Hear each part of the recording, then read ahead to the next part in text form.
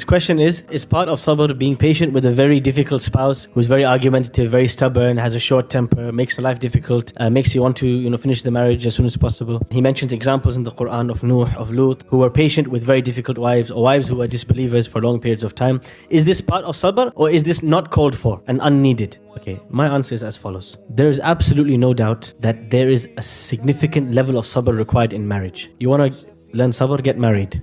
Wallah, you learn the hard way. Ask uncle if you want. Yeah, go ask auntie. 20 years, he'll let you know. Honestly, yes.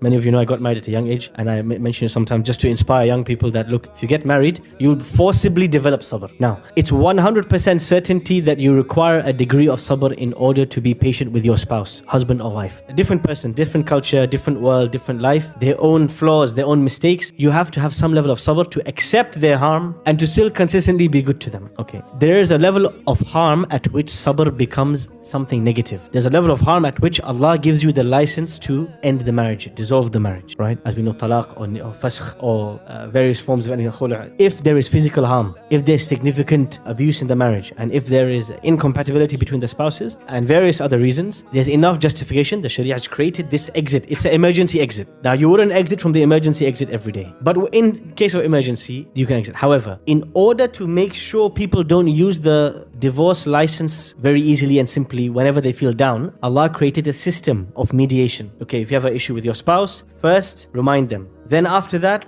don't sleep in the same bed as them. Then third, after that, mediation. Bring two people somebody from both families. A neutral third party. Third party. To try and help both spouses reconcile. Try to reconcile once, twice, 3 times, 4, 5, 6. As many times as you possibly can. When you reach a point where the differences are not reconcilable, you've been through as much sulh and you've attempted mediations and involved the local imam and the family council, you've tried everything and it's not working, there's a point in time when it may be untenable, it might be unviable for the marriage to continue, and you may have to consider a form of divorce. Now, Nuh alayhi salam was patient with his wife who was disbelieving. Lut alayhi salam was patient with his wife who was disbelieving.